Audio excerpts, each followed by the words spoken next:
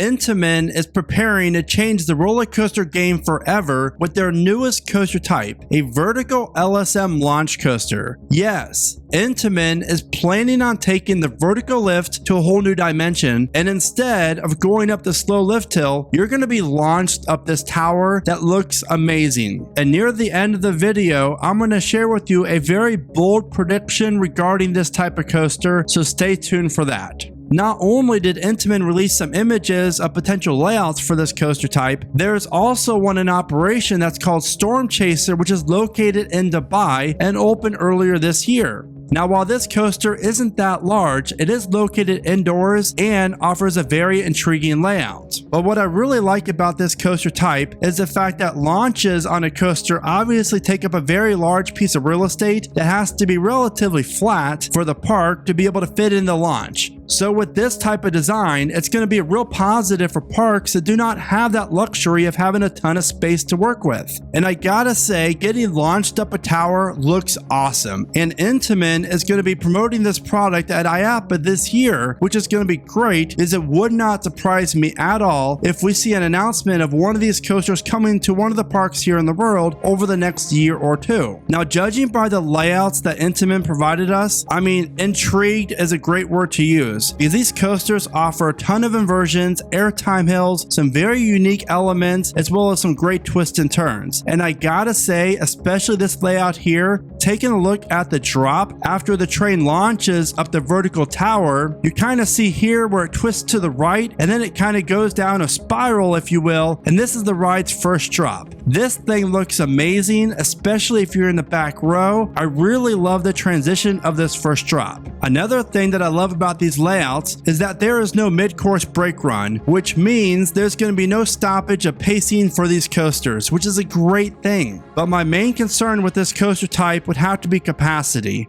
because you're looking at a ride that has 12 riders per train and probably going to operate with 2 trains, maybe 3. So I really don't see the larger parks opening one of these, but we shall see. But I really feel like a park that is in desperate need of a launch coaster, as well as a roller coaster that offers inversions, some great airtime, this will be a great benefit because you're getting everything in one. And the great thing about this is that Intamin really isn't that crazy expensive when it comes to new coasters. And while the company does not give out pricing as far as how much this ride would cost, I would safely assume that you're looking at anywhere from 10 to about 14, maybe $15 million, which essentially is nothing when it comes to these giant B&Ms that cost 20, 25, $30 million.